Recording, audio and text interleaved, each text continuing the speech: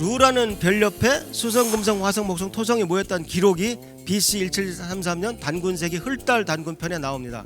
제 4000년 전에 밤하늘에서 이걸 보고 필사적으로 기록을 남겨놨던 것입니다. 저는 천문학자의 양심을 걸고 말씀드립니다. 오성치루는 조작될 수 없습니다. 그래서 이걸로 봤을 때 단군조선은 신화가 아니라는 걸 증명할 수 있습니다. K-히스토리만 바로 세우는 것이 아니라 K-스피릿까지 분명히 해야 된다. 식민사학이 아닌 우리 진짜 역사가 소개돼야 되고, K-스피릿은 바로 개천, 천손, 홍익 사상이 우리 K-스피릿이 되는 것입니다.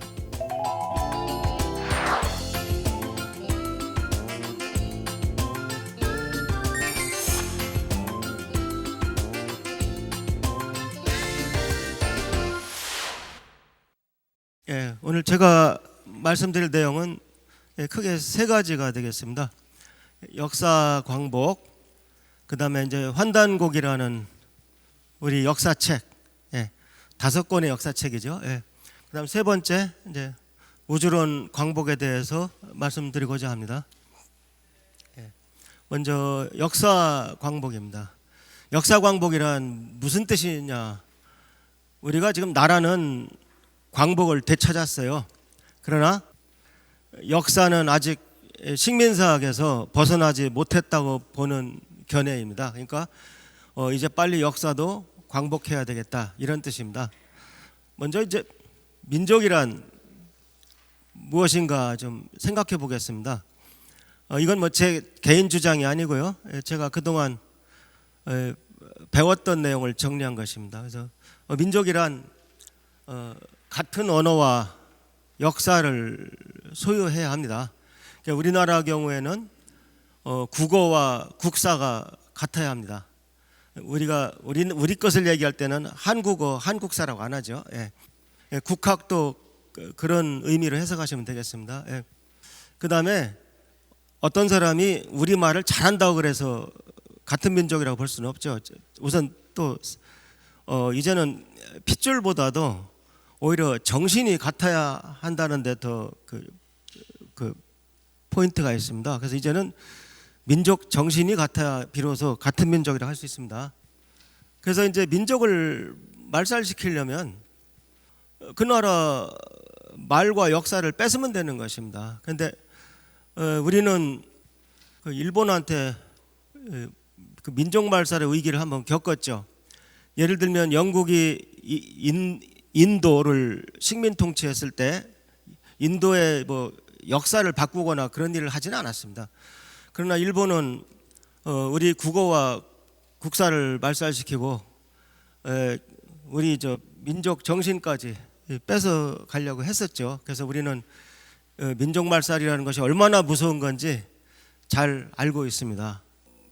개념을 분명하게 하기 위해서 제가 가족사를 생각해 봤습니다. 우리 집 가족사를 생각해 보니까 호적등본 떼면은 우리 집이 언제 어떻게 이사 다녔나 다 나오더라고요. 그러니까 제가 잊어버렸던 것도 다 적혀 있어요. 근데 그게 그럼 우리 집 역사냐? 아닙니다. 저는 우리 집 가족사를 적는다면 가장 중요한 것은 우리 부모님의 정신이라고 저는 생각합니다. 그래서 그럼 민족의 역사도 마찬가지 아니겠느냐?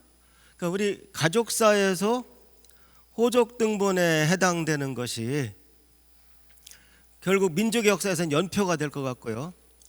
우리 가족사에서 우리 부모님의 정신은 민족 정신에 해당된다고 저는 생각합니다. 근데 호적등본은 정확하기는 하죠. 우리가 식민사학으로 완전히 날조됐기 때문에 배달이라는 나라는 인정을 안 합니다. 지금 단군조선도 신화라고 하는 판인데 그 앞에 있던 배달나라를 인정할 리가 없죠.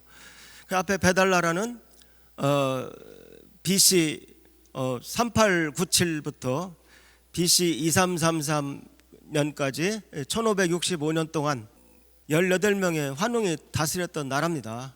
우리 제야사학에서 공부해 보면 여러 권의 책에서 그 공통점을 발견할 수가 있어요. 그런데 지금 그렇게 알고 있는 사람들이 거의 없지 않습니까? 그러니까 연표 자체가 날조됐고 민족 정신은 소멸됐다고 해도 과언이 아닙니다. 예를 들면 우리 한국 사람을 지나간 사람 붙들고서 우리나라 민족 정신이 뭐냐고 물어봤을 때 대답하기가 만만치가 않습니다. 저는 뭐 새마을 정신 제가 봐도 없는 것 같아요. 저는 뭐 3.1 정신 없습니다. 제가 어렸을 때 국민교육 헌장을 애우고 그랬는데 국민교육 헌장에 준해서 제가 생활한 적도 없고, 저도 몇 년 전에는 우리나라 국민정신이 뭐냐 물어봤을 때 선뜻 답하지 못했습니다. 그래서 우리 가족사에서 가장 중요한 것은 부모님의 정신이라고 말씀드렸는데, 우리 민족의 역사에서 가장 중요한 것은 전 민족 정신이라고 생각을 합니다. 근데 이 정도면 소멸된 게 아닌가.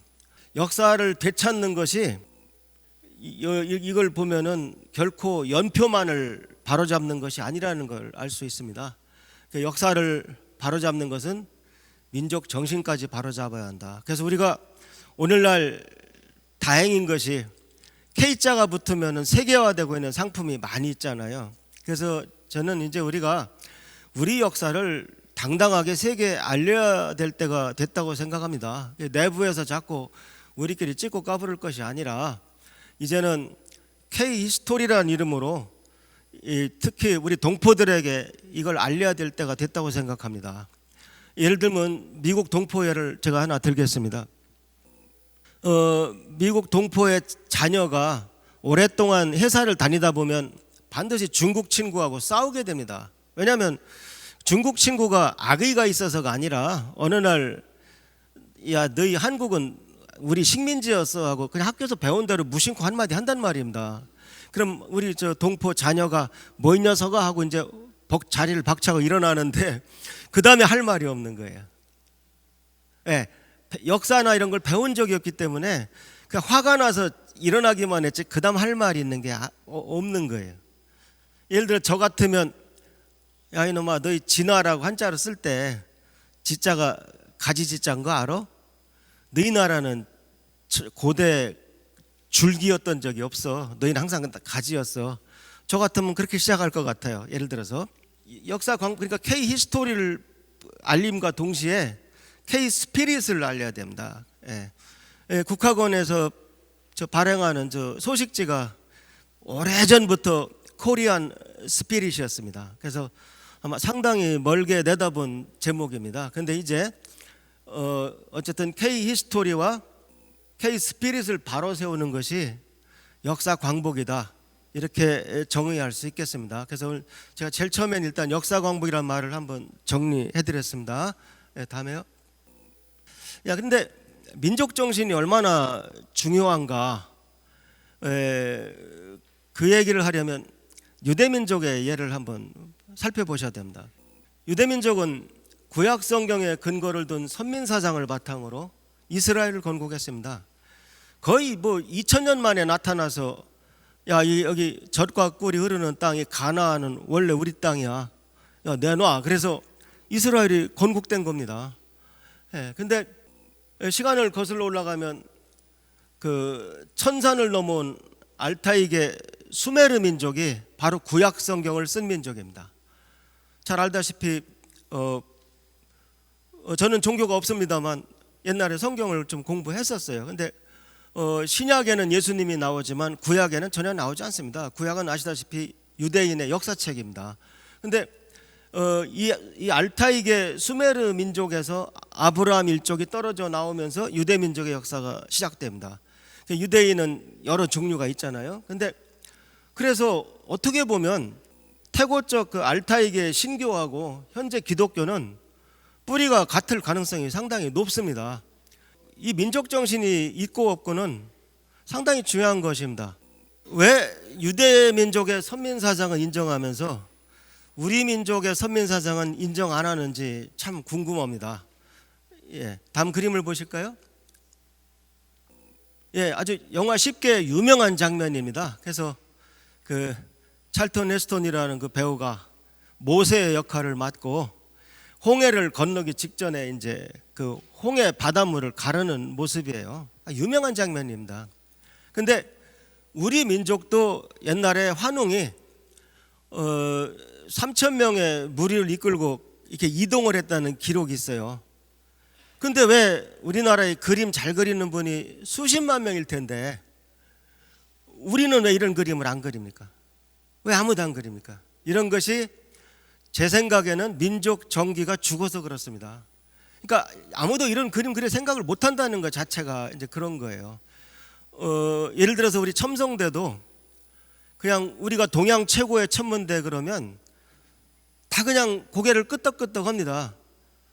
단 한 분도 가만히 있어 세계 최고 아닙니까? 그렇게 하는 분이 없어요, 거의. 그러니까 아유 우리 주제 뭐 동양 최고면 됐네 하는 그 기색이 역력합니다. 제가 옛날 그 한국천문연구원 원장 시절에 그때는 스톤헨지에서 뭐 별을 봤느니 뭐 어쩌니 해서 제 첨성대를 제가 세계 최고 천문대라는 주장을 우리가 못했어요. 근데 최근에 뭐 스톤헨지에서 별 봤다는 기록은 없다 뭐 이런 논문들이 많이 나온 것 같아요. 그래서 이제는 한번 첨성대가 세계에서 가장 오래된 천문대가 아닌가 주장할 때도 됐다고 생각이 됩니다. 그래서 의외로 우리 민족은 정말 위대한 민족입니다. 그래서 그다음에 우리나라 지금 개천절을 유일하게 지켜주는 단체가 지금 국학원입니다. 그래서 국학원에서 지금 거의 우리 단군 할아버지를 거의 살려놨습니다. 그래서 이게 지금 우리 국학원 행사 모습입니다. 근데 덕분에 하여튼 단군은 우리가 어떤 헤어스타일로 어떤 옷을 입고 있나 이제 우리가 잘 알게 됐어요. 근데 또 아무도 환웅에 대해서 궁금해하지 않아요. 환웅은 그럼 어떤 옷을 입고 어떤 헤어스타일을 했을까? 아무도 궁금해하지 않습니다. 그래서 이런 걸 보면 우리가 뭔가 역사를 보는 시야가 단군 조선, 단군 신화에 막혀 있다는 인상을 받게 됩니다. 그래서 왜 우리가 선민사상이 없느냐? 그 이유는 식민사학에 물들어서 환단고기 같은 우리 역사책을 부정하기 때문입니다. 즉 유태인의 선민사상은 구약에서 왔다는 말이죠. 구약 성경은 역사책이라는 거죠. 근데 우리나라는 우리나라의 훌륭한 역사책을 부정하기 때문에 선민사상이 있을 수가 없다는 얘기입니다. 그 다음에 다른 나라는 없는 역사도 만드는데 중국 같은 경우는 만리장성을 양쪽으로 만리씩 더 연결해 갖고 산만리 장성을 만들었습니다 지금. 근데 우리는 있는 역사도 지금 부정하고 있기 때문입니다. 그 선민사상의 근원은 결국 역사인데 유대민족 경우는 구약 성경이 있어서 이게 자이오니즘으로 우리말로 적으면 시오니즘으로 뿌리를 내린 것입니다. 이 시오니즘이 결국 2000년이나 지난 뒤에 이스라엘을 건국하게 될 정신적인 그 근거가 된 것입니다. 근데 우리도 환단고기 같은 역사책 또는 뭐 참전개경, 뭐 부도지 이런 데 다 역사책으로 인정 못 받는 그런 책에 우리 국민 정신이 들어가 있고 거기에서 나온 것이 개천 정신, 천손 정신입니다. 그러니까 천손 정신은 우리 민족이 천손이라는 거죠. 그러니까 천손이 내려와서 보니까 곰을 숭배하는 곰 토템, 호랑이를 숭배하는 호랑이 토템 두 지손들이 있더라 이거죠. 거기서 이제 곰 부족은 우리도 천손을 만들어 달라. 세상을 널리 이롭게 해달라. 부탁을 해서 곰 부족은 우리가 교화시키는 거죠. 근데 이제 호랑이 부족은 뭐 니들 뭐야 어디서 굴러온 돌이 우리 내쫓으려고 그래 아마 이렇게 저항했던 모양입니다. 그거를 일본의 스다 소키치나 이마니시 류 같은 식민사학자들이 곰 한 마리 호랑이 한 마리로 바꾼 것입니다. 그러니까 환단고기에 웅호이족 곰족과 호랑이족이란 두 족속이 있었다고 기술되어 있는 역사를 삼국유사의 일웅일호를 곰 한 마리 호랑이 한 마리로 바꾸는 것입니다. 우리 신화 보면 얼마나 한심합니까? 무슨 호랑이가 마늘을 먹습니까? 그리고 그럼 우린 다 곰새끼인데 그런 신화를 역사라고 지금도 배우고 있는 것입니다. 광복하고 나서 70년이 넘게 지났는데도 일본 사학자들이 만든 단군 신화를 믿고 있다는 얘기입니다. 그러니 얼마나 답답한 현실입니까? 그래서 재밌는 것은 둘 다 천산에서 비롯됐다는 것입니다. 환단고기도 천산의 파미르고원에서 비롯됐고요. 수메르 민족은 점토판에 머리가 검고 상투를 틀고 씨름을 즐겼다고 나와 있습니다. 잘 알려진 자료입니다. 그러니까 실제 여러분들 다 들어보셨죠? 카자흐스탄이나 이런 데 가도 단군이 나오고 탱글이라고 나옵니다. 제가 카자흐스탄에서 온 교민하고 얘기를 해봤는데 나무꾼과 선녀 같은 동화는 완전히 똑같대요. 그러니까 이 단군의 그 문화가 이 알타이계 이 라인을 따라서 몽골, 카자흐스탄에서 터키까지 가는 것입니다. 그래서 옛날에 월드컵 때 터키하고 3, 4위전을 할 때 터키에서 그렇게 형제의 나라라고 외친 것입니다. 근데 역사를 안 배운 우리는 터키 사람들이 왜 이렇게 우리한테 친절하게 나오나 어안이 벙벙했던 것이죠. 아나운서나 해설자도 해설을 못했던 것입니다. 터키는 6.25 때 우리나라를 도와주러 왔던 참전국가이기도 합니다. 아마 그때도 역사를 근거로 참전했을 것입니다. 그러니까 역사를 모른다는 건 이렇게 한심한 겁니다. 근데 우리 선민사상은 시오니즘하고 뭐가 다릅니까? 시오니즘은 유대민족이 살아남겠다는 그 정신이에요. 근데 우리 민족의 그 천손 정신은 홍익입니다. 그러니까 지손을 천손으로 교화하는, 세상을 널리 이롭게 한다는 정신입니다. 우리 선민사상은 처음부터 글로벌이었습니다. 즉 우리만을 챙긴 것이 아니라는 얘기입니다. 모든 민족이 자기 민족이 제일 잘났다는 이론은 다 있다. 천손사상도 그냥 그 중에 하나다. 그 말은 맞는 것 같아요. 그런데 제가 천손사상을 정리하다 보니까 제가 소설에 썼던 이 대화가 생각이 났습니다. 그래서 여기 보시면 천손이 무엇입니까? 하늘의 뜻에 따라 살아가는 사람들입니다. 근데 하늘의 뜻이 뭔지 알아야 따르고 말고 할 것 아니요. 하늘의 뜻을 알려면 공부를 해야 됩니다. 바로 그 점에서 천손은 지손과 구분되는 것입니다. 즉 우리가 동양화 속에 보면 항상 초당에 노인이 앉아 있죠. 그 노인은 낚시를 해도 물고기를 잡아먹겠다고 낚시를 하는 분이 아닙니다. 동양화 속에 나오는 낚시꾼은 강태공 같은 사람이에요. 강태공이 누굽니까? 낚싯바늘이 일자예요, 일자. 낚싯바늘이 꼬부러져 있질 않습니다. 즉 물고기 잡을 의사가 전혀 없는 거예요. 주군이 불러주기를 기다리고 있는 낚시꾼이에요, 강태공은. 그러니까 거기 초당에 나온 사람도 이제 신선이 될 준비를 하는 거죠.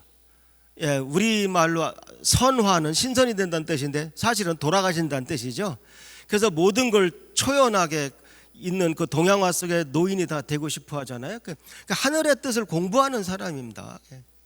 그래서 우리나라 사람들이 이제 전원주택을 좋아하는 게 아닌가, 저는 그런 생각도 자꾸 해요. 누구나 이렇게 전원 속에 한번 들어가서 이렇게 비계인 산 밑에 초당에서 한번 공부 좀 하고 싶은 그런 본능이 다 있어요. 그게 천손이기 때문에 그렇습니다. 그래서 우리가 하늘의 뜻을 알려고 공부하다 보니까 다른 민족보다 더 위대해졌다. 그건 뭐 어쩔 수 없는 것이죠. 우리는 처음부터 글로벌이었고 우리 천손사상은 상당히 아주 경건합니다. 최근에는 이런 무서운 말들이 들려요. 글로벌 시대 무슨 민족 타령이냐. 혼자 세계화가 다 됐어요, 아주. 그래서 민족 정신의 소중함을 망각하고 있습니다, 사람들이. 그다음에 가능한 한 외국어를 많이 섞어서 얘기해야 세계화도 있고, 가능한 한 옷도 세계적으로 어떨 때는 남녀 구분도 안 되게 있고, 그런 것이 앞서가는 줄 아는 사람들이 의외로 많아요. 근데 민족 정신의 소중함은 아까 제가 예를 드렸지만 이 동포들이 더 훨씬 절감하고 삽니다. 그래서 우리 배달 민족이 거의 8,500만 명 가깝습니다. 이 1억 명에 가까운 우리 전 세계 배달 민족이 생존하는 최소 요건이 우리 민족 정신입니다. 우리나라가 합중국은 아니잖아요. 우리나라는 그래도 한국어를 하는 한국인이 주종을 이루는 나라입니다. 그래서 자꾸 들어오는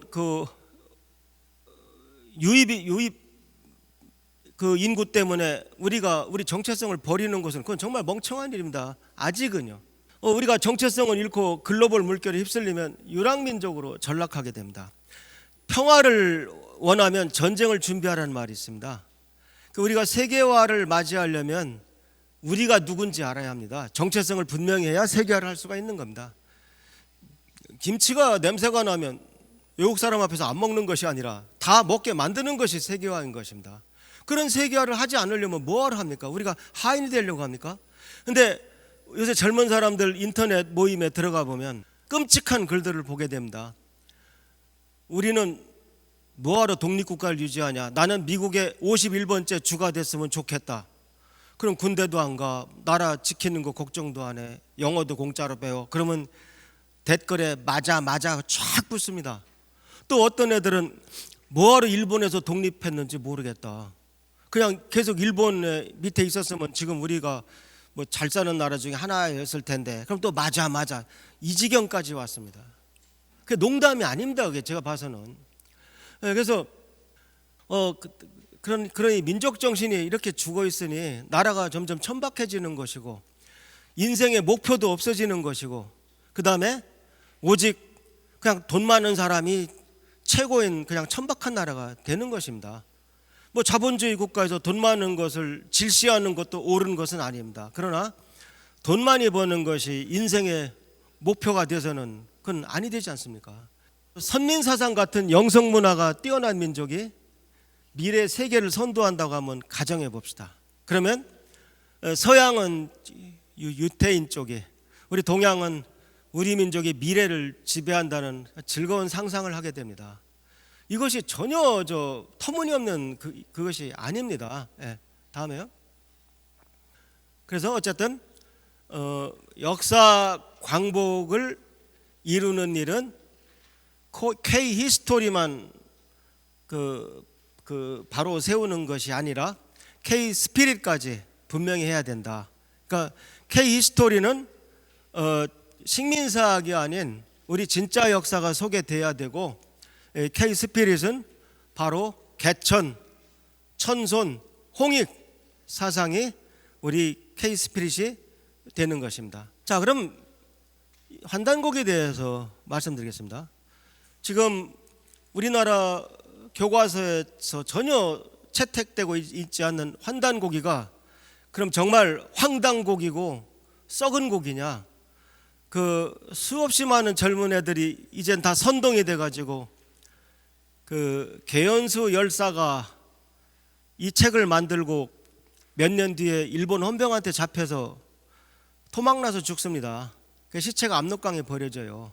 그 다음에 이 환단고기 30권을 찍는데 돈을 낸 분이 바로 홍범도 장군입니다. 오동진 장군하고 우리 광복군들이 무슨 돈이 있었는지 모르겠습니다만 그렇게 해서 겨우 목판으로 30권을 찍은 책이 환단곡입니다.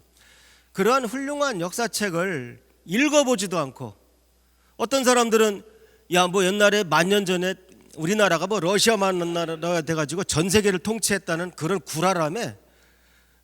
그러면 어떤 사람은 아주 훌륭한 학자가 되는 분이 그런 말을 서슴없이 해요. 그럼 제가 이제 교수님 읽어보셨어요? 읽어보지는 않았죠. 읽어보시고 비판을 하세요. 우리가 어떤 사물이 있을 때 선동돼 가지고 언행하는 사람들이 제일 저는 불쌍해 보여요. 어떤 사물을 비평하려면 읽어봐야 될 거 아닙니까, 최소한. 그래서 저는 개인적으로 환단고기가 왜 저는 옳다고 믿는지 천문학을 통해서 설명을 드리겠습니다. 환단고기는 5권의 역사책입니다. 안함노가 쓴 삼성기, 원동중이 쓴 삼성기, 제목이 똑같이 삼성기를 하나를 상, 뒷걸 하라 그래요. 그 다음에 이암이 쓴 단군세기, 범장이 쓴 북부여기, 그 다음에 이맥이 쓴 태백일사, 5권의 역사책을 환단곡이라고 합니다. 그래서 1911년에 개연수라는 분이 이 책 5권을 모아서 붙인 제목이 환단곡입니다. 그런데 그 중에 단군세기를 보면 무진 50년 오성치루라는 기록이 나와요. 근데 단군세기는 참 친절하게도 무진 50년 이렇게 나와 있습니다. 우리가 보통 기민년, 무진년 하지 왜 무진 50년이냐? 이 단군세기는 어떤 사실이 어떤 단군이 제의한 지 몇 년이 되느냐를 꼭 뒤에 붙입니다. 그래서 무진 50년은 헐달이라는 단군 제의 50년이 무진년이었다는 뜻입니다. 그래서 오차가 더더구나 없어요. 47명의 단군 중에 헛갈리는 사람이 없어요. 그래서 무진 50년은 정확하게 BC 1733년입니다. 그 무진 50년 오성은 수성, 금성, 화성, 목성, 토성을 말합니다. 태양빛을 받아서 반사하지만 지구에서 가깝기 때문에 뭇별보다 훨씬 밝게 보입니다. 오늘 저녁도 나가시면 지금 목성하고 토성을 보실 수가 있어요. 목성이 토성보다 훨씬 밝습니다. 근데 그 오성이 취합한다 할 때 취자예요. 루는 별자리입니다. 28수 중에 하나예요. 루라는 별 옆에 수성, 금성, 화성, 목성, 토성이 모였다는 기록이 BC 1733년 단군세기 헐달 단군편에 나옵니다. 일단요, 이 기록이 맞든 틀리든 천문 관측을 했다는 기록 자체가 있는 게 대단한 겁니다. 맞든 틀리든. 왜요? 천문 관측을 했다는 건 천문대가 있다는 뜻이에요.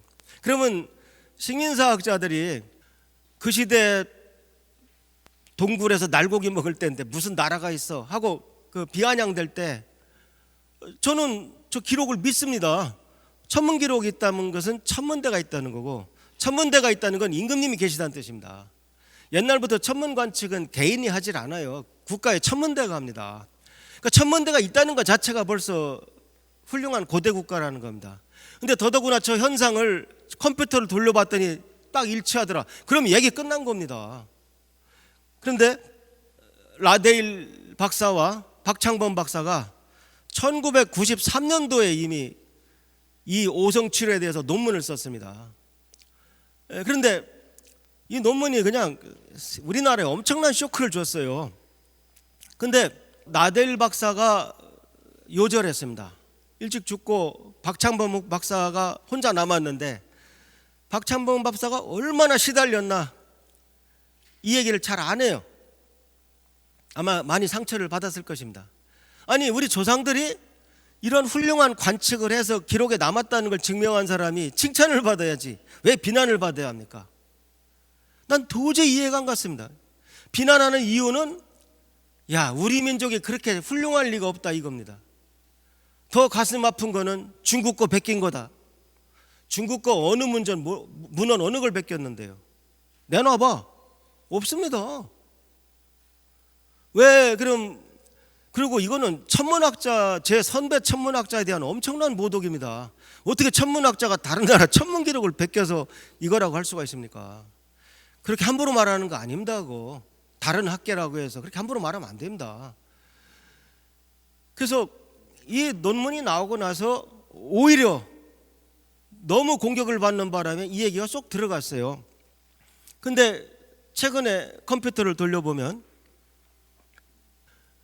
1년이 틀립니다. BC 1734년 여름에 해와 달 사이에 수성, 금성, 화성, 목성, 토성이 아주 이쁘게 들어갑니다.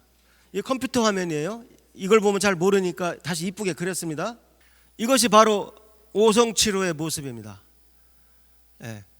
왼쪽 달로부터 화성, 수성, 토성, 목성, 금성 순서로 배열되어 있습니다. 그러니까 달은 해는 좀 너무 올라와 있어요. 해가 저 정도 남아 있으면 사실 별이 잘 안 보여요. 밝아서. 그 이쁘라고 지금 해를 좀 더 올려놨습니다. 자, 그러니까 제 4,000년 전에 제 선배 천문학자 누군가 밤하늘에서 이걸 보고 필사적으로 기록을 남겨놨던 것입니다. 그러니까 4,000년 전 후배들이 그 기록을 컴퓨터로 증명한 것입니다. 저는 천문학자의 양심을 걸고 이거는 조작될 수 없습니다. 손으로 계산할 수 없습니다. 미리 예상할 수도 없어요. 왜냐하면 오행성이 하늘에서 이렇게 하늘 반쪽 안에서 보이는 일은 흔합니다. 거의 20년에 한 번씩 되풀이돼요. 근데 이 현상은 우리가 팔을 쭉 뻗어서 손을 피면 한 뼘 안에 거의 5개가 다 들어갑니다. 그 정도 오성결집은 약 300년에 한 번 정도 있어요. 그걸 손으로 풀어서 우리 환단곡에 누가 집어넣었다는 거는 그거는 말이 안 되는 겁니다. 천문학자의 말을 믿으십시오. 인터넷에서 거짓말하는 사람들 말 믿지 말고 천문학자의 말을 믿으시라고요. 저는 천문학자의 양심을 걸고 말씀드립니다. 오성치료는 조작될 수 없습니다. 그래서 이걸로 봤을 때 단곤조선은 신화가 아니라는 걸 증명할 수 있습니다. 이거야말로 실증사가 아니겠습니까? 환단곡이 이제 삼성기나 다 엉터리라고 얘기를 했어요. 근데 우리나라가 조선 초에 황당한 역사 사건이 있었어요. 뭡니까? 이성계가 위화도 해군하고 나서 이제 이성계가 사는 길은 황명을 어겼으니까 쿠데타하는 길밖에 없습니다. 그래서 그 당시 최영 장군이 맡고 있던 수비 부대를, 주력 부대는 다 이성계 밑에 있었으니까 쉽게 제압을 했던 거죠. 그러면서 첫 번째 사신이 가지고 간 글에 뭐라고 써 있었습니까? 작은 나라가 큰 나라를 치는 것은 하늘의 뜻을 거역하는 것이다. 그래서 내가 중간에 돌아왔으니까 내 역성 혁명을 인정해달라. 그 대신 형님으로 모시겠습니다. 우리 형님 국가로 모시겠습니다. 그래 된 거죠. 그러면 동생이 아무리 잘 살고 그래도 형님한테 뺏을 수 없는 것이 한 가지가 있습니다. 부모님 제사예요. 형이 야 아우야 나 너무 힘들다 네가 좀 해라 하기 전에는 형님의 제사를 지내야 됩니다. 형님 국가는 천자국입니다. 하늘의 제를 지낼 수 있어요. 우리나라는 그 순간부터 하늘의 제를 못 지내는 나라가 된 것입니다. 그래서 종묘 사직을 뭐 이렇게 얘기할 때 사직이라는 게 뭐냐? 땅에 제를 지내는 것들이 우리 종묘 사직입니다. 땅에 저 곡식 여기 비는 거예요 이게. 그래서 그러다 보니까 우리가 또 예의 바르잖아요. 역사책을 보니까 우리가 다 천자국이었어. 그러니까 세조 때 이르러서 팔도 관찰사에게 야 이런 역사책 다 걷어라. 이거 불온서적이야. 근데 얼마나 험하게 걷어들었냐면은 숨기는 자는 참아라. 익자 처참. 숨기는 자는 차명에 처하라. 목을 자르라는 얘기입니다. 그렇게 살벌하게 책을 걷어댔어요. 이것이 조선왕조실록에 고조선 비사, 대변설, 조대기 이렇게 쭉 있는데 여기에 안암노와 원동중의 삼성기도 걷어라고 써 있는 겁니다.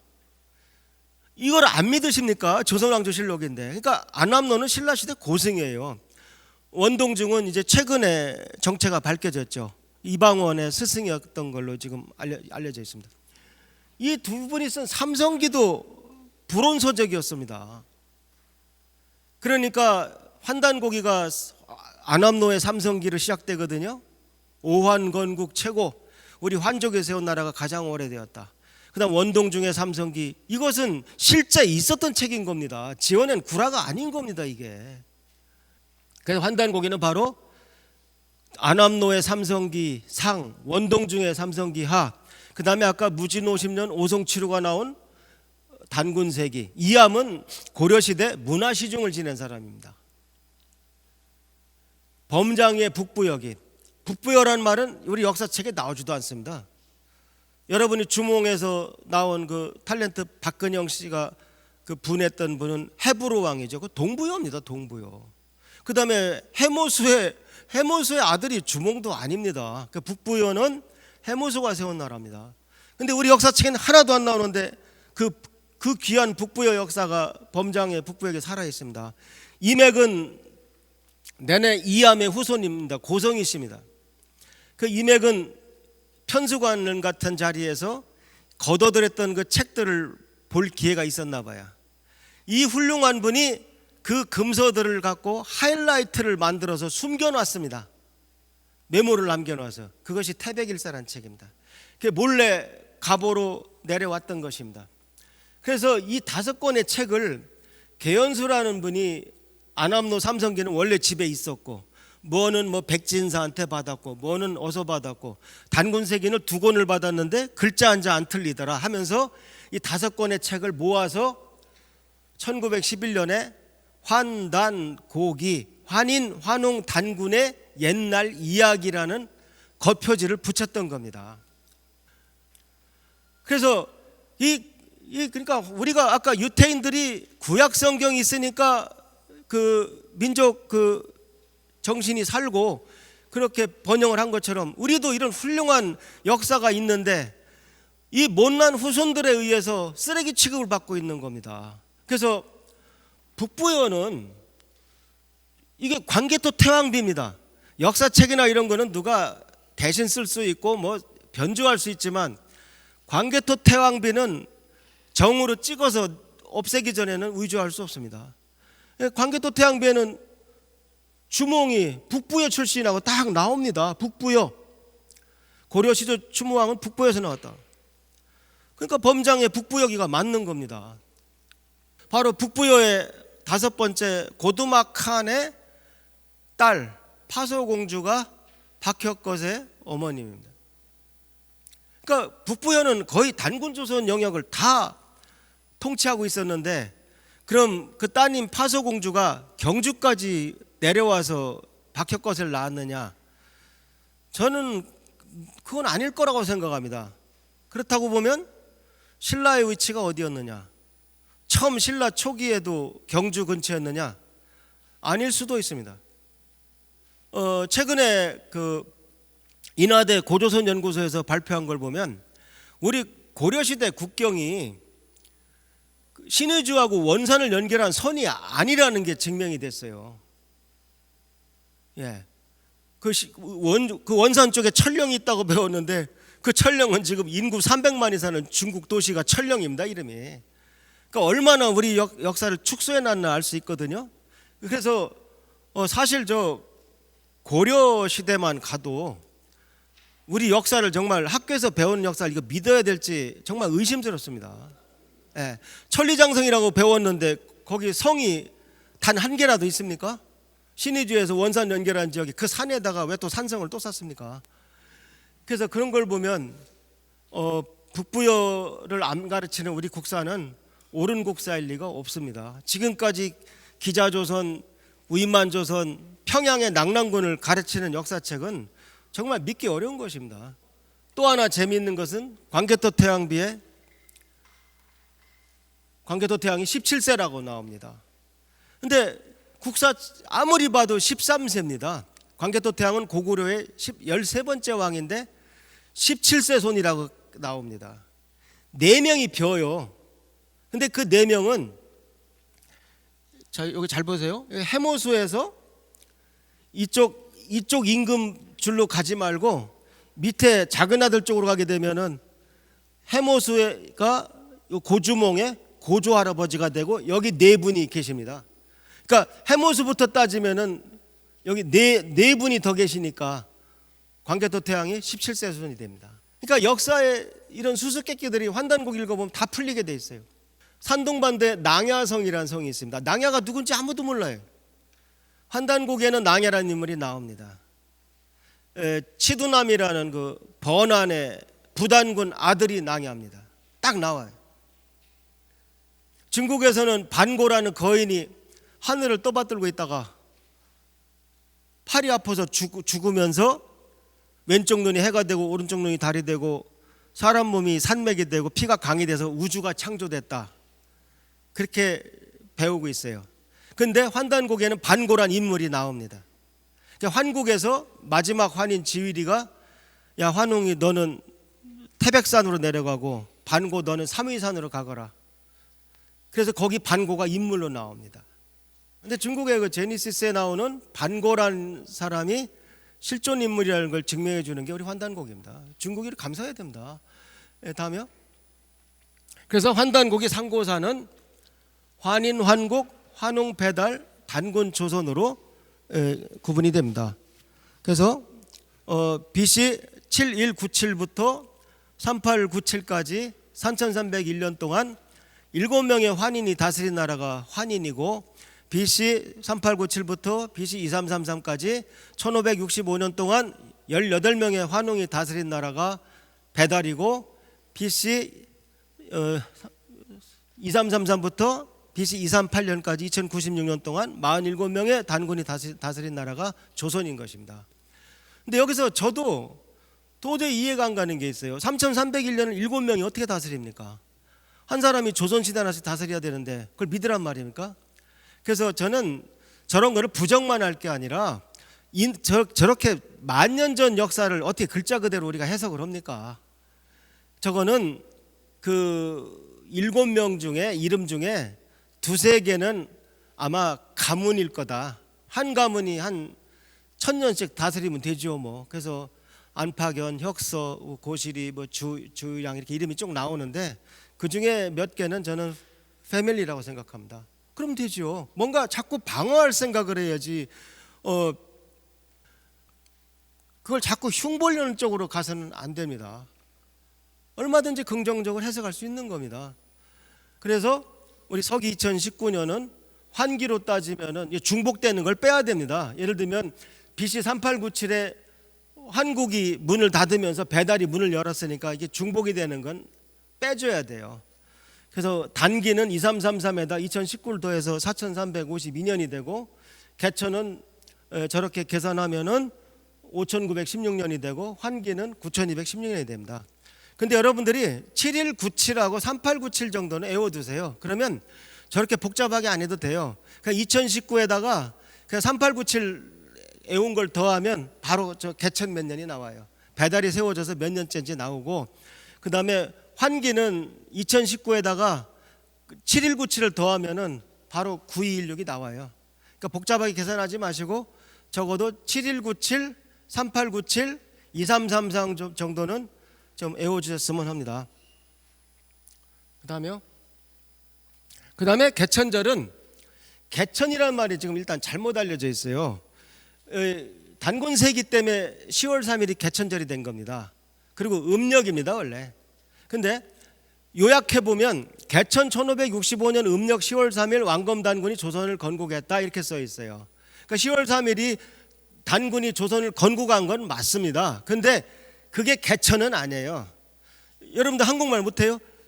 개천 1565년이라는 말이 무슨 뜻입니까? 개천 1년, 개천 2년, 개천 3년에서 개천 1565년이 단기 1년이고 BC 2333년이라는 뜻입니다. 그러니까 앞에 1565년짜리 나라가 하나 있었다는 얘기입니다. 그게 배달나라입니다. 그러니까 개천 1년에 개천이 된 거니까 배달의 그 거발환 첫 환웅이 배달을 세운 것이 개천입니다. 그러니까 개천절의 주인공은 원래는 환웅이라 합니다. 이거 명쾌합니다. 이거는 여러분이 한국말 못하십니까? 네. 그래서 다시 한번 말씀드리면 BC 2333의 왕검이란 단군이 하얼빈의 첫 번째 아사달이죠. 나중 아사달은 또 달라요. 네. 하얼빈에 건국했던 것이 개천이 아니라 거발환이라는 환웅이 풍백우사 운사 세 신하와 3,000무리를 거느리고 태백산 신시에 건국했던 것이 개천인 것입니다. 그거는 좀 분명히 아셔야 되겠습니다. 그래서 그 당시 단군 조선을 3한으로 나누어서 통치하셨습니다. 그래서 보시면은 이건 제가 소설에 만들어 놓은 사파니까 학문적 가치가 있는 지도는 아닙니다만 위치는 명확합니다. 그러니까 진안이 여기 단군이 계세요. 그래서 아사달이 바로 하얼빈에 있고, 그 다음 번안과 마한이 있습니다. 이쪽 번안은 부단군이 있어요. 부단군 치두남이 있고, 치두남이 안덕향에 도읍을 했습니다. 이것이 서효사나 이런 데 다 나온단 말입니다. 시에. 그러니까 우리 저 마한은 백아강, 지금의 평양입니다. 백아강에 웅백다라는 부단군이 여기를 통치했어요. 아까 제가 낭야라는 사람이 바로 치두남의 아들이었고, 낭야성이 여기 어딘가에 있습니다. 중국 사람도 낭야가 누군지 모른다니까요. 그래서 바로 이 마한 번안 진안을 전사만이라고 하고, 우리가 역사책에서 배운 반도 끄트머리에 있던 마한 변안 진안을 후사만이라고 합니다. 고종황제께서 반도 끄트머리에 있던 마한 변안 진안 때문에 대한제국이라고 하셨겠습니까? 대한제국이란 말은 단군 조선의 나라라는 뜻입니다. 고조선의 나라라는 뜻입니다. 그래서 그 삼한을 대한이라고 불렀던 것입니다. 바로 이런 뜻입니다. 그러니까 대한민국은 나라 이름이 단군 조선의 나라라는 뜻입니다. 근데 국민들이 나라 이름도 잘못 알고 있는 거예요. 그 다음에 대마도가 이름이 나중에 확정됐겠지만 왜 대마도겠습니까? 마한을 대하고 있는 섬이란 뜻입니다. 그러니까 여기가 다 마한이었다니까요. 그러니까 대마도는 마한에 속한 섬이었습니다. 만일 저 또 나중에 그 반도 끄트머리에 있던 마한 변한 진안에 대마도가 그때 이름 지어졌으면 대진도가 돼야죠. 진안이 제일 가까우니까. 여러 가지 증거가 있고, 그 다음에 이제 바이칼호가 천해로 알려졌고요. 여기 알타이, 천산, 곤륜, 그 다음에 반고가 갔던 곳이 삼의산, 이러한 지도가 있는 것입니다. 그 당시 중국의 황하 문명 첫 한화라는 여기 있었어요. 여기 대륙은 원래 우리 민족 거였습니다. 중국의 하, 상, 주 저까지 전부 다 이쪽에 있었어요. 나중에 이제 살살 올라오기 시작해서 중국의 영웅은 이제 한나라, 한고조인 거죠. 그 한고조고 한무제부터 대륙을 통치하기 시작한 것입니다. 그러니까 환단고기 역사가 옳다면 이것이 옛날 역사 모습입니다. 우리나라가 이제 식민 통치를 당하고 나서 그 다음부터 이제 뭡니까 환단고기가 역사에서 사라진 것입니다. 그래서 일본이 만들어놓은 조선사, 그 조선사를 앵무새처럼 계속 그 되새김해 온 것이 우리 역사책이었습니다. 그러니까 얼마 전에 아주 웃기는 일이 있었어요. 뭐 국정교과서 파동이 있었어요. 제가 봐서는 그거 아무 의미가 없습니다. 국정교과서나 아닌 거나 어차피 배달은 안 나와요, 역사책에. 그 무슨 의미가 있습니까? 어차피 엉터리인 것입니다. 그래서 정말 계속 이렇게 갈 거냐, 아주 그런 자꾸 생각을 하게 되는 것입니다. 그런데 보시면은 중국에서 그 유명한 태산 앞에 떡하니 자기 동네라고 써 있습니다. 이쪽부터 읽죠. 저 자자는 천문학자인 제가 보면 자미원, 북극성, 임금님이 계신 곳, 그 자자입니다. 모르시는 분은 자금성, 더 모르시면 황금빛과 보라색 옷을 임금님만 입을 수 있어요. 옛날에 신하가 조금이라도 황금빛이 들어가면 누군가 고자질해서 아마 독약이 내려올 것입니다. 저는 욕심이 있습니다. 이렇게 황금을 두르고 있습니다. 그랬을 겁니다. 틀림없이. 조조는 아마 황금빛이 많이 들어가는 옷을 입고 승상 노릇을 했을 것입니다. 천자를 업신여기면서. 근데 황제의 기운이 동쪽에서 왔다고 써붙인 겁니다. 수백 년 내려왔으니까 못 뛰는 겁니다, 저게. 그러니까 어쩌다가 하나 붙었겠지 그러는 거예요. 다음 거 보실까요? 이화원, 저도 안 가봤어요. 아까 그 태산도 저 안 가봤습니다. 뭐라고 써 있습니까? 자기 동네라고 써 있습니다. 이제 믿으시겠습니까? 대륙을 통치한 임금은 동쪽에서 왔습니다. 다 동이족이었다니까요. 환단고기가 맞는 것입니다. 이거는 천문요철한 책입니다. 이건 환단고기도 아니에요. 세종대왕 시대 제 선배 천문학자 이순지가 쓴 천문학 교과서입니다. 여기 보면 1월 5성 개합제자라는 기록이 나옵니다. 1월 5성 개합제자, 1월 해와 달과 5성이 자방에 모였다는 뜻입니다. 이게 5성치로 하나만 있으니까 축구로 말하면 꼭 1대0으로 이기고 있는 것 같아요. 불안해. 5성치로가 잘못되면 환단고기가 어떻게 되는 거 아닙니까? 근데 하나가 더 나와서 2대0이 되는 바람에 이제 마음이 편합니다. 이거는 언제 거냐? 무진 50년 5성치로보다 700년 전 거예요. 단군조선보다 700년 전 배달 때 기록입니다. 근데 언제냐고 보면 여기 보시면 이게 전자입니다. 요게 전자입니다. 요 전자는 어디만 나오느냐? 중국에서 황하문명 한나라 앞에 사망오제라는 전설의 시대가 있다고 믿었어요. 사망이란 태호복희, 염제, 신농, 황제, 헌원이고, 오제란 소호, 금천, 전욱, 고양, 제곡, 고신, 그 다음에 요순입니다. 우리가 말하는 요순 시대는 전설의 사망오제 맨 마지막에 두 사람이 요순이에요. 소호, 금천 다음에 전욱, 고양 할 때 이 전자가 저전자입니다. 그러면 저 시대, 전욱, 고양 시대에 1월 5성이 자방에 모였다는 기록을 천문가가 남긴 것입니다. 그 말은 사망오제 시대가 전설의 시대가 아니란 증거입니다. 무슨 똑같은 논리로 천문대가 있었으니까. 여기까지 제 말을 들으면 중국 정부에서 저한테 훈장을 줘야 될 것입니다. 우리 전설을 갖다가 트로이 목마처럼 진짜로 만들어줬다고. 근데 그 전에 이제 제가 다음 얘기를 하면 절 죽이려고 할 것입니다. 왜? 사망오제는 다 동이족이었습니다. 그래서 제가 저를 도와준 아마추어 천문학자하고 둘이 논문을 발표했습니다. 어디 낼 저널이 없어요. 근데 마침 우리 환단학회 저널이 있으니까 이건 천문학 잡지에 넣기도 그렇고 역사 쪽에 넣으면 실어줄 리가 없고, 그런데 우리 환단학회가 있으니까 그래서 거기에 오성 결집을 제가 처음으로 이제 논문을 썼습니다. 아까는 BC 1733이었는데 이제는 BC 2467이에요. 그러니까 BC는 숫자가 더 크면 더 옛날입니다. 그러니까 그 근처에 찾아보면 되는 겁니다. 아까는 저 1년이 틀렸었죠. 무진이 BC 1733이었는데 기록은 1734에 있었죠. 그 1년 정도는 얼마든지 틀려도 됩니다. 생각해 보세요. 어떤 현상이 예를 들어 4100년 전에 있었다. 그럼 4100년 전에 일이 있었거나 4101년 전에 있었거나 4099년에 있었거나 무슨 차이가 있습니까? 그 1년 차이는 무시할 수 있습니다. 왜냐하면 그 당시 달력이 뭔지를 몰라요, 우리가. 그러니까 플러스 마이너스 3년 정도면은 아주 4000년 전에 엄청난 대폭발이 우주에서 있었다 그러면 그 기록이 만일 4000년 전이나 4001년이나 4002년이나 그럼 바로 그 맞는 겁니다. 그러니까 그때 제일 비슷한 3년 전에 보니까 오성이 역시 새벽 하늘에 모여요. 해와 달 사이에 들어가. 해와 달 사이에 목걸이처럼 5개가 쫙 들어가야 그게 상서로운 천문 현상이란 뜻입니다.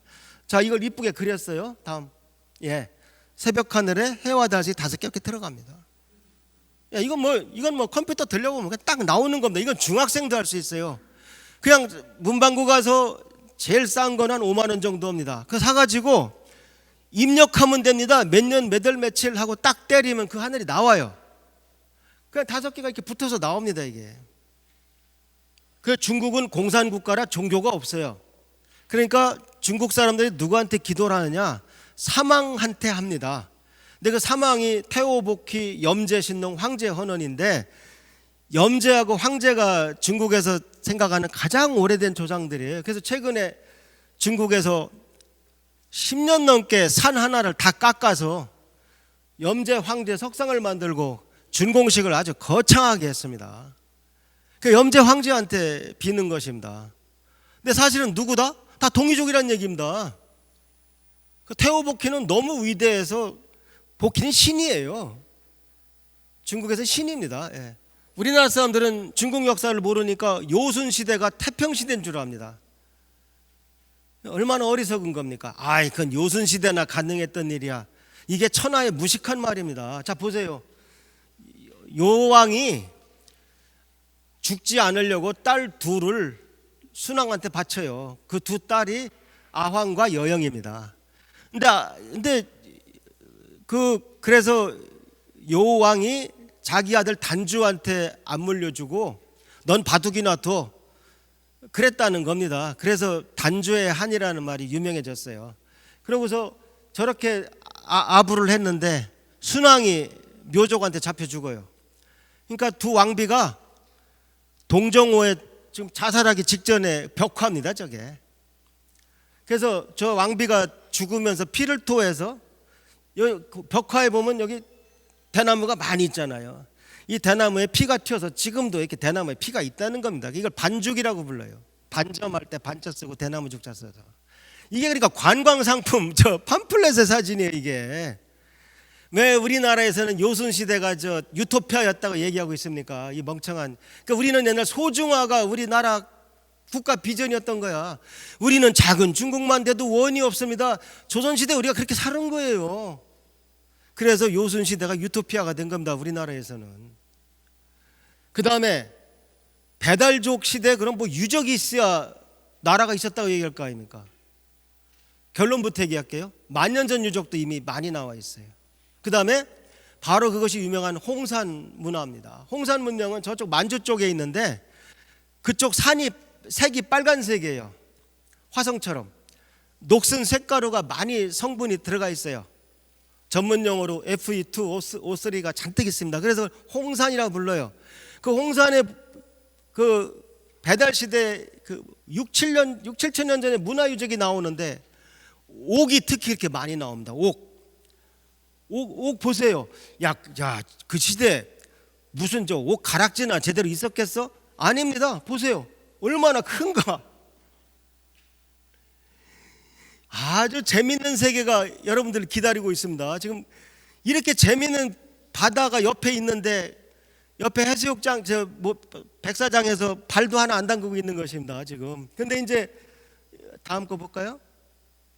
그래서 국회에서 이제 옥 중에 또 이렇게 검정색 껍데기를 씌우는 걸 흑피옥이라 그래요. 흑피옥 전시회라는데 옥이 뭔지 몰라갖고 저한테 인사말할 기회가 돌아오더라고요. 그래서 제가 이 흑피옥이 정말이 진짜면 우리 배달도 진짜다. 이제 저는 그렇게 인사말을 간단히 했는데 여기 보면은 참 신기한 게 저 옥 누에입니다. 여기 전시되진 않았어요. 이 행사 때는 흑피옥 얼굴만 전시됐는데 이쪽에 옥 누에를 보세요. 저것이 6,000년 전 유적에서 나온 옥 누에입니다. 그 여러분 우리가 배운 역사라는 건 하나도 믿을 게 없는 겁니다. 저 옥 누에가 뭘 말해줍니까? 6,000년 전에 비단 옷 입었다는 얘기잖아요. 그러니까 누에가 나오지. 그러면 비단 옷을 입고 동굴에 살았겠습니까? 비단 옷을 입고 궁궐에 살았겠죠.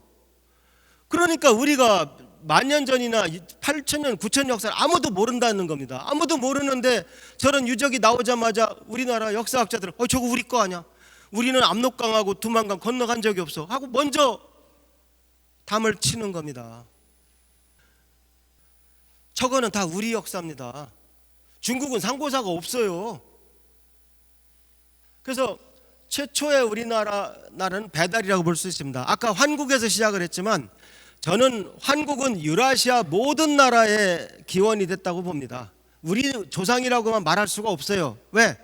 아까 분명히 제가 마지막 지으리 환인이 환웅이 내려가겠다니까 그래 너 태백산에 가서 네 나라 세워. 그러니까 반고가 저도 갈래요. 너도 가. 그러니까 반고가 사무이산에 세운 나라가 중국의 기원이 되기 때문에 화족의 나라의 기원이 되기 때문에 환국은 중국의 기원도 됩니다. 그러니까 환국을 우리나라만의 역사라고 우길 수는 없어요. 그 정도는 양보해도 됩니다. 그래서 그 거대한 그 환국은 꼭 우리 조상만은 아니다. 알타이계 전체 나라였다고 생각하면 됩니다. 그 다음에 옛날 나라가 뭐 철조망친 국경이 있어요. 비자 발급을 했어요. 그냥 훌륭한 분이 환인이라는 분이 사시면 그 옆에 사는 부족장들이 이제 가서 1년에 한 번 동지 때 인사드렸겠죠. 그럼 환인의 나라가 되는 것입니다. 뭘 그런 걸 가지고 이렇게 트집을 잡고 글자가 만년 전의 문서를 뭘 트집을 잡아요. 예를 들어서 여러분 비행기가 개성에 고려시대 내렸다고 가정해 봅시다. 뭐라고 적습니까? 제트기가 내렸다 적습니까? 아니죠. 커다란 새가 내렸는데 날갯짓도 안 했는데 막 시끄럽고 막 이상하더라. 그렇게 적을 거 아닙니까? 그럼 그 역사 아닙니까? 그리고 굉장히 구체적입니다. 그 한국의 12개 나라 중에 이 나라에서 이 나라까지는 말을 타고 180일, 이 나라에서는 그게 다 나옵니다. 거기서 이제 2만리, 5만리 이런 게 나오는데 2만리는 지금도 못 재요. 그러니까 그거는 나라가 이렇게 컸다 하고 좀 과장된 표현인 것 같지 그 문자가 틀렸다고 해서 역사를 엉터리라고 볼 수는 없는 것입니다. 그래서 배달을 최초의 우리나라라고 봤을 때 아까 개천의 주인이라고 그랬죠. 그 다음에 우리는 천부인이 있어요. 무슨 얘기냐? 환인께서 반고는 아무것도 안 줬어요. 그래 잘 가 그랬는데 환웅한테는 요거 손에 쥐고가 삼부인 사람에 따라 다르지만 청동, 검, 청동, 방울 그 다음 뭡니까? 검, 방울 뭐죠? 거울 그 다음에 인, 도장 줬다는 겁니다. 오늘날 그 의식이 남아가지고 일왕이 바뀔 때 뭘 주고받아요? 천부인을 주고받는다고. 오히려 제일 마지막에 전수한 일본이 그 문화를 보존하고 있어요. 우리나라는 대통령이 딱 취임하면 어디 두었던 천부인을 갖다가 딱 좀 받았으면 좋겠어요. 어디 보관하고 있다가. 정말 제일 큰 형 나라에서 다 잃어버린 거죠.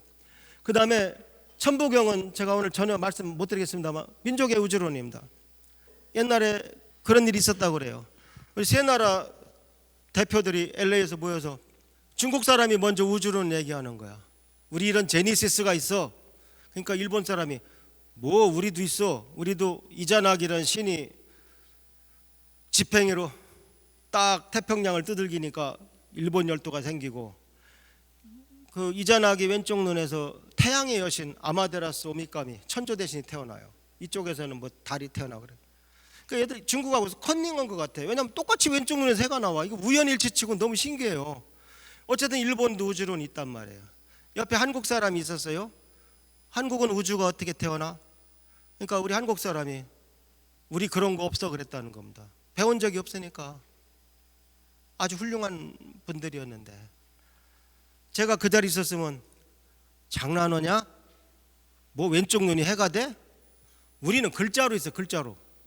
그게 천부경, 부도지, 참전개경, 삼일신고 같은 우주론입니다. 네, 그런 우주론이에요. 네, 그래서 어떻게 보면 이 천부경은 민족의 우주론입니다. 그 다음에 환웅배달에 2명의 영웅이 나와요. 바로 중국의 사망오제 첫 태우복희는 우리 환단곡이 보면 5번째 태우의 환웅의 막내 아들이라고 명쾌하게 써 있습니다. 복희가 누구예요? 음양오행 우주를 만든 사람이에요. 음양오행 우주를 만든 사람이라고. 동양에서 음양오행 빼면 뭐가 남습니까? 아무것도 안 남아요. 우리 태극기는 음양오행 태극기예요. 복희가 만들었어요. 우리가 국기에 대한 경례하는 태극기는 복희가 만들었다고요. 그 말은 우리 태극기는 5,500년 됐다는 얘기입니다. 전 세계 어떤 나라가 5,500년 된 국기를 가지고 있어요? 그런데 국민들이 역사를 공부 안 하니까 태호복희 보고 복자가 들어가니까 중국 점쟁이라는 거라. 그럼 우리나라 국기가 중국제란 말이에요? 나는 중국제 국기에 인사할 수 없습니다. 격려할 수 없습니다. 그 다음에 치우라는 천자가 나와요. 공식적으로 최초의 천자입니다. 사마천 사기 주석에서 최초로 천자 칭호를 받은 사람이 치우라고 명쾌하게 나와 있습니다. 치우 천자는 14번째 환웅 자신입니다. 자오지 환웅을 치우라고 합니다.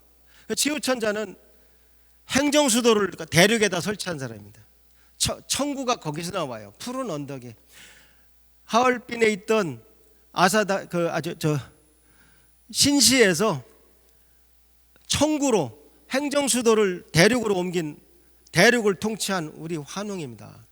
그러니까 그런 치우를 중국 도깨비라고 알고 있습니다. 그리고 우리 붉은 악마는 뭡니까? 중국 응원단이요? 역사를 모른다는 게 그렇게 무서운 겁니다. 그래서 만일 우리나라 현재 장성들이 치우를 정확히 안다면은 합참 같은 가장 상급 부대를 치우 부대라고 불러야 옳습니다.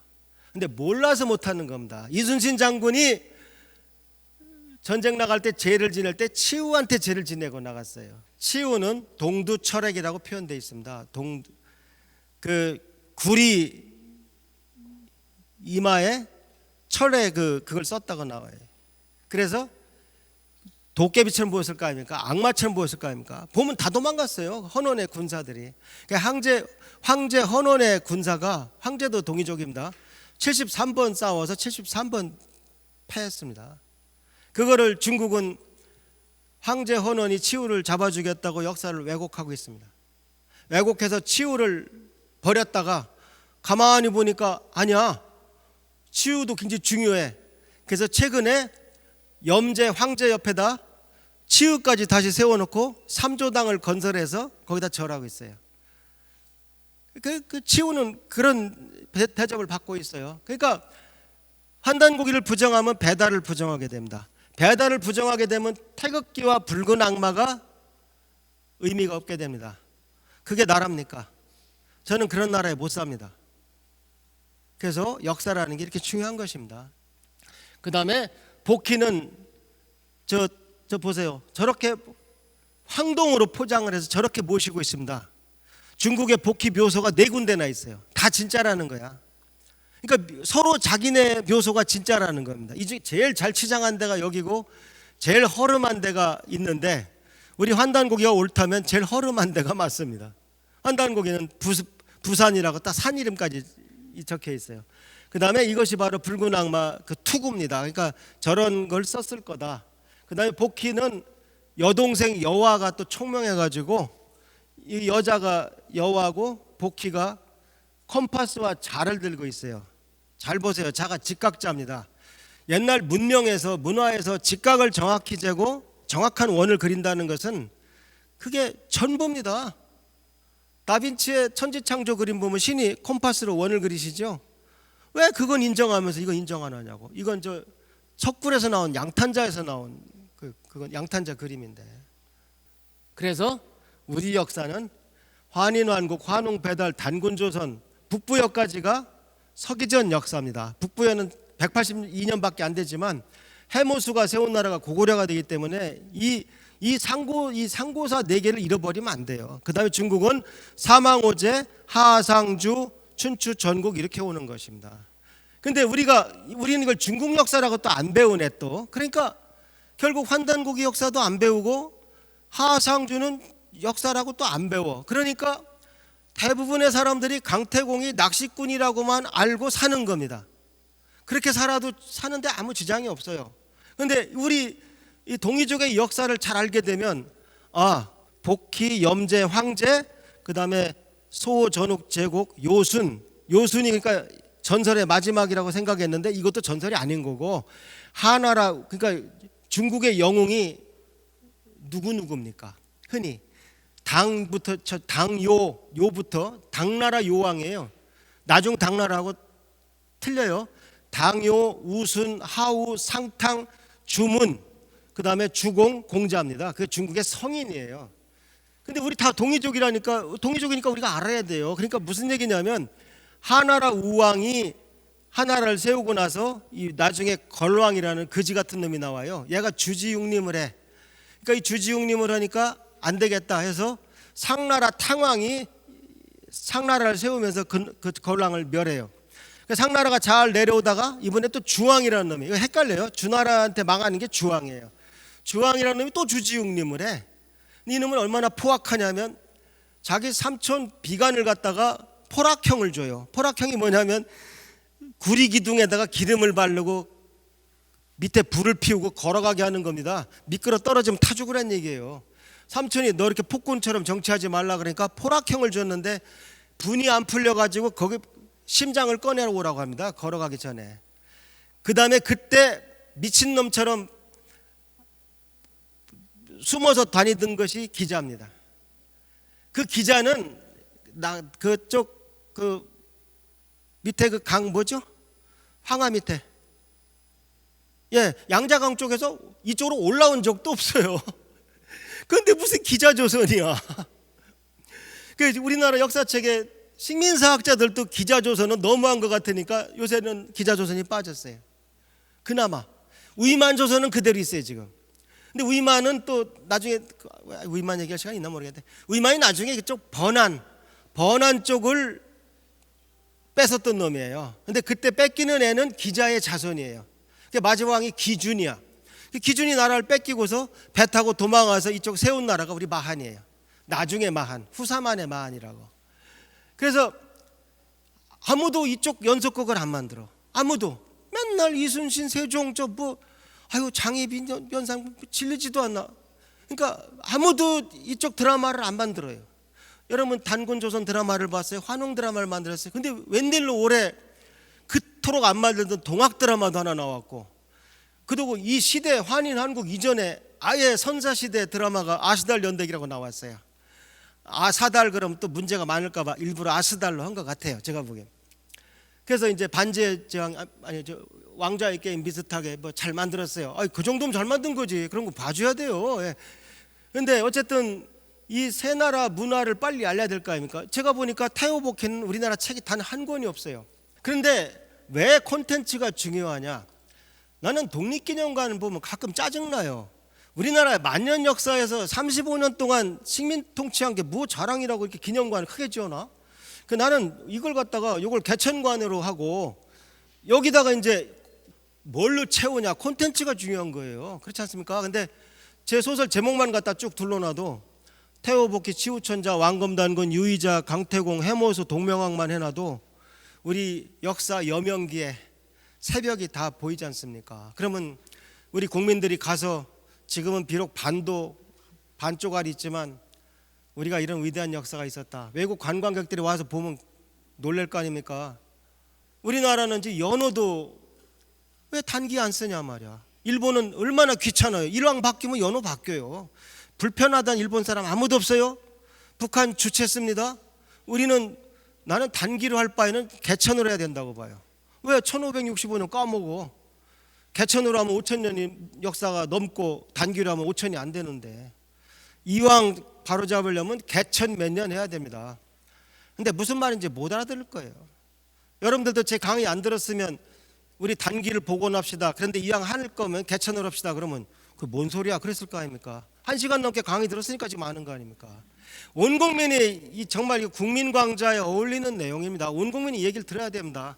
마지막 우주론 강북에 대해서 얘기하겠습니다. 이 단어는 굉장히 낯설죠. 이 얘기는 저만 하고 있는 건데 결론을 미리 얘기하면은 주역은 우리 겁니다. 주역은 우리 거고 그걸 중국 주나라 거라고 생각하지 말라는 겁니다. 그 다음에 우리나라 다음에 나온 정역까지 인정을 해야 된다는 얘기입니다. 전 이거를 우주론 관점에서 오늘 소개 올리겠어요. 자, 뭐냐? 태오복회 음양오행 우주론을 아무도 안 가르칩니다. 그러니까 서양의 아리스토텔레스 사원소만 가르쳐요. 물은 탈레스, 불은 헤라클레이토스 다 외우게 만들어. 공무원 되려면 다 외워야 됩니다. 근데 왜 동양의 복희 우원소는 아무도 안 가르칩니까? 대한민국 국민이 음양오행을 안 배우니까 태극기 원리를 모릅니다. 건감, 곤리를 안다고 그래서 태극기 원리를 아는 게 아니에요. 그럼 태극이 어디서 왔냐 말이야. 복희 8개에서 왔어요. 복희 8개가 뭔데? 지금 설명합니다 제가. 그래서 대한민국 국민이 국기 원리를 모를 뿐만 아니라 우주 역사는 완전히 서양 관점에서 기술해요. 저도 천문학 역사 강의하라면 아리스토텔레스, 프톨레마이오스 천동설, 코페르니쿠스가 천동설을 의심하고 그 다음에 케플러가 뭐 계산하고 갈릴레이가 관측해서 뉴턴의 역학이 만율력 법칙이 나왔다 이렇게 가르친단 말이에요. 동양은 그럼 아무것도 안 했어? 뭔 소리 합니까? 그래서 그러니까 서양은 과학적이고 오른반면 동양은 비과학적이고 그랬다는 편견이 다들 아주 강하게 들어있어요. 말은 안 하지만 다 이 생각이 들어있다고요. 이게 독버섯처럼 다 작용하고 있는 겁니다. 막연한 서양 사대주의가 아주 만연합니다 우리나라는. 그래서 우리 8구회를 한번 동양 우주론을 한번 복습해 보자는 얘기죠. 자, 이게 양효고 음효라는 건 다 아시잖아, 그죠? 그 양효 위에다가 다시 하나를 더 올려놓게 되면 양의 경우가 있고 음의 경우가 있고 뭐 여기 뭐 강호의 고수들도 많이 계실 텐데 저는 뭐 천문학자니까 우주론 관점에서 말씀드릴게요. 음효 위에 양효와 음효를 올려놓으면 총 4가지 경우가 있고 이걸 사상이라고 부릅니다. 양에서 태양과 소양이 아니라 소음이 나옵니다. 음에서 소양과 태음이 나옵니다. 근데 이 태양에다가 또 양효를 음효를 올리게 되면 2가지 경우가 나오죠. 그럼 결국 사상에서 총 8가지가 나오게 되는데 요 8가지 외에 다른 경우가 없습니다. 이게 8개라고 하는데 복희의 천재성은요. 이 8개를 원으로 배치하는 데서 아인슈타인 못지않은 천재성이 발휘됩니다. 이게 얼마나 멋있어요.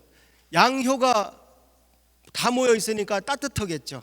그 다음에 하늘이겠죠. 양의 기운이 다 모여 있으니까 이쪽이 남쪽입니다. 음효가 다 모여 있으니까 3개가 다 음효니까 땅이겠죠. 북쪽입니다. 그 남북으로 하늘과 땅이 딱 남북을 잡으면 해와 달이 동서를 잡아. 삼리와 화는 불이기도 하지만 태양인 것이죠. 육감수의 물은 달인 것입니다. 그러니까 이걸 천문사계라고 합니다. 천문사계는 뒤집어도 모양이 안 바뀌어요. 그 다음에 그래서 첫 번째 건계는 하늘이요, 일건천, 이태택. 두 번째 태계는 연못이요, 강이요, 바다요. 삼리와 세 번째 이계는 하늘, 불이요. 사진내, 네 번째 진계는 벼락이요. 1, 2, 3, 4 싹 내려옵니다. 요까지는 양효가 안에 있어요. 샥 올라가서 오손풍, 육감수, 칠간산, 팔곤지 내려옵니다. 5번째 손계는 바람이요. 6번째 감계는 달이요. 칠간산, 요건 감이고 요건 간입니다. 단순해도 어려운 한자예요. 간절곶이 뭡니까? 간의 기운이 끊어지는 것이에요. 간절곶이. 그래서 근데 보시면은 요거 4개는 천문이고 4개는 지리지요. 지리사계죠. 바람, 벼락, 저 산, 바다니까 저 지리사계는 뒤집으면 얘가 이쪽으로 오니까 다른 것이 되죠. 그래서 재밌는 거는 요 숫자를 합치면 전부 9가 돼요. 18, 36, 54 마주보는 걸 합하면 9가 되고, 이 조각수만 봐도 요건 3조각이고 요건 6조각이죠. 조각수를 더해도 9가 돼요. 다 대칭이에요. 가운데 2개가, 안쪽 게 2개가 길면 얘는 안쪽 게 2개가 짧아요. 이걸 가만히 보고 있으면 기가 막힌 거야. 더군다나 복희는 대륙에 살았기 때문에 중국 대륙을 제가 뒤집어 놨어요. 왜냐하면 이쪽이 남쪽이니까. 그 중국 대륙에서 보면 이쪽이 바다란 말이야, 태평양. 그러니까 이쪽에 바다가 가 있는 거고, 이쪽이 남쪽이니까 이쪽이 남동쪽이죠. 중국 대륙에서 북서쪽으로 올라가면 저 파미르고원, 골륜산 산이 있죠. 그 다음에 옛날에 바람은 하늘서 불어내려오니까 하늘 옆에 있고, 옛날에는 이 우레가 땅에서 올라온다고 생각을 했어요. 이 양요가 음요 2개 뚫고 올라오는 거야. 그래서 땅 옆에 있는 겁니다. 그래서 제가 어렸을 때는 동네 할아버지들이 그 못 살 때, 그 대학도 안 다니던 그 할아버지들이 일건천, 이태택, 삼리와 사진내를 애우고 살았어요. 건지, 곤지, 짝짝꿍하고 애들이 놀았어요. 하늘과 땅, 하늘 땅의 맹세가 뭐예요? 건지, 곤지, 짝짝꿍이야. 그래서 이게 이 우주론을 아무리 무식한 시골 노인에도 이 정도는 알고 있었어요. 그럼 태극기는 어디서 나오냐? 여기 가운데 피자처럼 8조각을 내놨어요. 요 부채꼴은 요 양요의 기운을 받아서 전부 양 기운이니까 아주 하얀색이에요. 얘는 3개가 다 음모니까 전부 스퍼니까 전부 회색이야. 얘는 양요가 2개니까 3분의 2가 밝고, 음요가 하나 있으니까 3분의 1이 어두워. 음요가 밖에 나가 있으니까 밖이 어두워요. 얘는 양요가 2개고 음요가 하나니까 3분의 1이 어두운데, 음요가 가운데 안에 있으니까 안에 있어. 이렇게 다 맞춰보면 태극이 나와요. 태극은 반원으로 그리는 건 작도법이고, 이렇게 곡률이 커야 됩니다. 그래서 바로 태극은 복희 8개에서 나오는 것입니다. 여기까지 온 국민이 알아야 됩니다. 이거 학교에서 누가 가르칩니까? 그 다음에 그래서 옛날 KBS에서 설날 특집 하는데 멕시코에서 이런 우리 문화가 넘어갔다. 우리랑 똑같이 놀더라. 이거 우연히 같을 수 있어요. 멕시코에 태극 무늬가 나오더라. 우연히 같을 수 있어요. 그러나 아즈텍 달력에 여기 녹색 부분 보세요. 이게 복희 8개예요. 일건천, 이태택, 삼리와 사진내, 오손풍, 육감선, 칠간선, 팔건제예요. 아즈텍에서 막대 길은 거 짧은 거를 8개 그려서 순서까지 복희 8개하고 일치할 확률이 얼마일 것 같아요? 저거는 넘어간 겁니다. 우연히 이게 일치한다는 거는 그건 과학적으로 믿을 수 없는 거예요.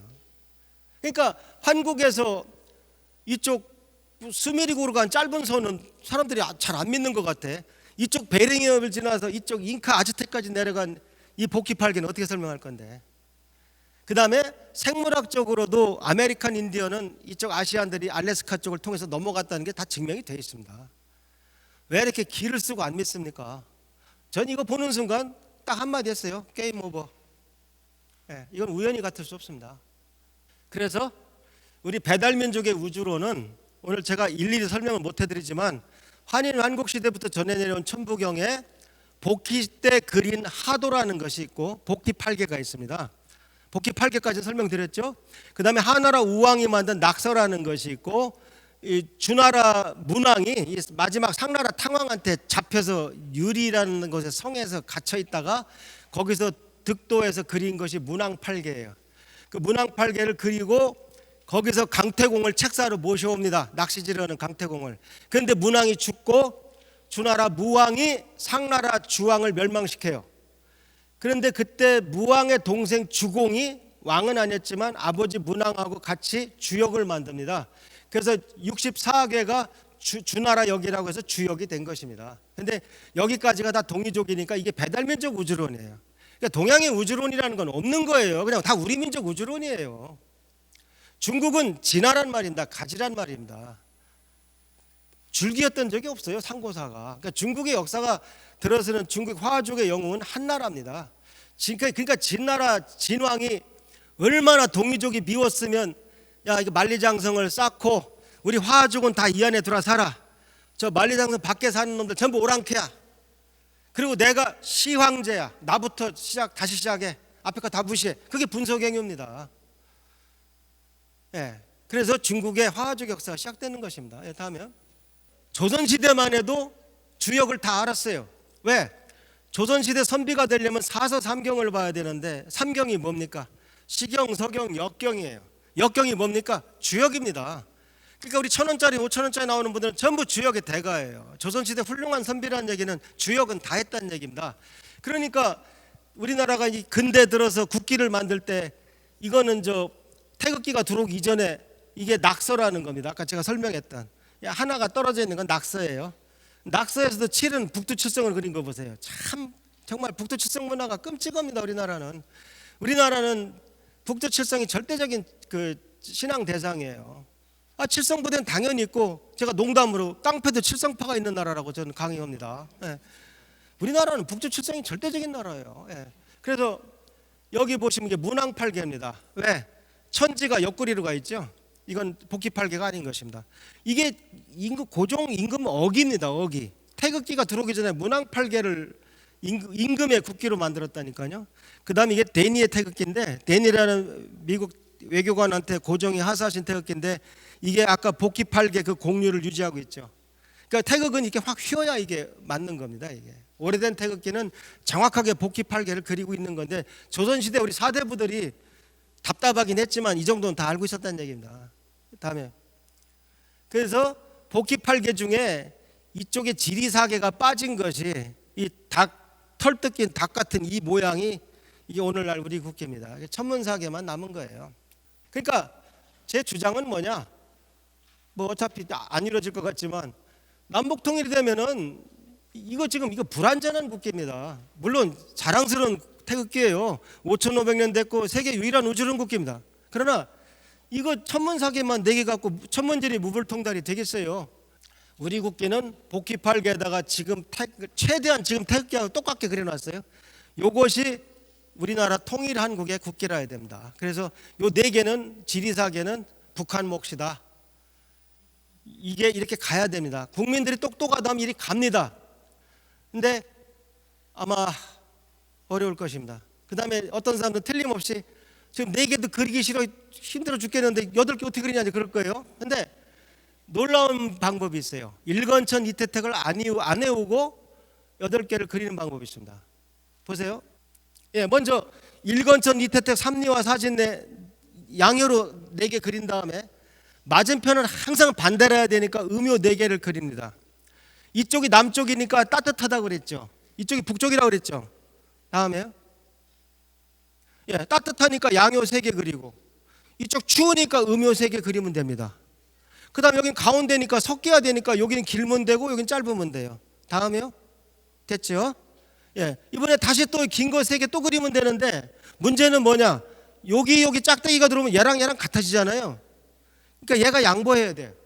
무슨 말이냐? 다음 거. 예, 얘가 잘려야 됩니다. 얘가 길면 얘랑 같으니까. 밑에도 마찬가지예요. 음요가 2개 들어오면 얘랑 같아지니까 얘가 양보해야 됩니다. 예, 다음이요. 예, 얘가 양보해서 양효를 잡은 거예요. 그 다음 얘는 여기 짧고 길어야죠. 다음이요. 다 됐잖아요. 이거를 애워 보십시오. 독서실에서 밤새서 애워도 시험 보면 틀리지만 원리를 알면 10초면 그릴 수 있습니다. 그 공부하는 요령입니다.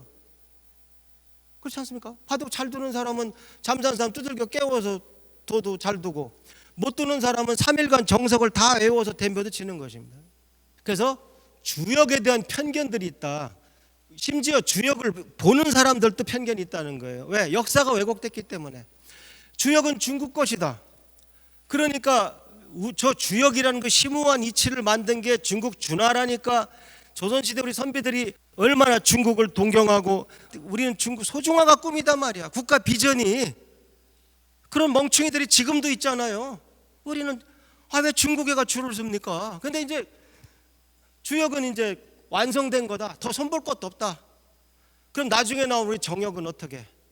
그래서 우리가 조선 말에 김일부라는 선사가 정역팔계를 끝내게 됩니다. 정역팔계는 이것이 아까 공간 배치한 것이 그 복귀팔계고, 시간에 따라서 회전하는 것이 문항팔계입니다. 이게 상생의 팔계, 이게 상극의 팔계인데 여기가 선천이, 이 주역의 책에서는 여기가 선천이고 후천인데 그러면 안 됩니다. 우리나라 후천개벽을 할 후천을 잃어버려요.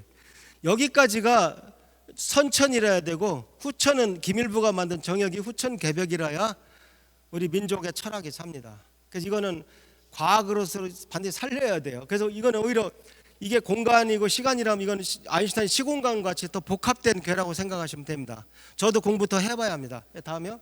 이게 정역팔계로 3태극 그린 것이 가장 완벽한 태극기인데 이렇게 바꾸는 건 불가능할 겁니다. 그 다음에 그래서 배달민족의 우주론 광복이란 뭐냐? 주역은 우리 것이고 환단고기 바탕으로 기술해야 됩니다. 그러니까 주역의 괴사 효사를 다시 쓰자는 얘기가 아니라 그 앞에 기술한 부분을 보면 황제 혼원이 치우를 잡아주겠다고 나온단 말입니다. 곳곳에 그 해석을 전부 바꾸라는 얘기입니다. 제 얘기는. 그 다음에 정역을 인정해야 정역을 현대화하고 글로벌화하면은 바로 우리 민족의 우주론 역사를 다 통해서 살아있는 동양 우주론을 광복하게 됩니다.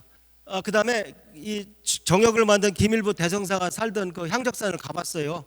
근데 참 신기한 게 이쪽에 이 바위에서 나무 큰 거 보십시오. 이 바위에서 이렇게 굵은 나무가 살아있더라고요. 정말 신기하더라고요. 그래서 여기서 김일부가 그분이 살던 곳인데 한번 가봤습니다. 다음에 그래서 우주론 광복이 되면 여기서부터 K타워라든가 우리 국학원에 뭐 하는 어떤 그 수행이라든가 이런 것이 세계화되는데 이것이 바로 밑거름이 될 수가 있고 우리 천부경 가지고 K코스모스로 설명할 수도 있습니다. 저도 천부경 가지고 일시무실 일종무종일 가지고 현대우주론하고 이렇게 같이 설명한 제 책도 있어요. 그래서 다음에요.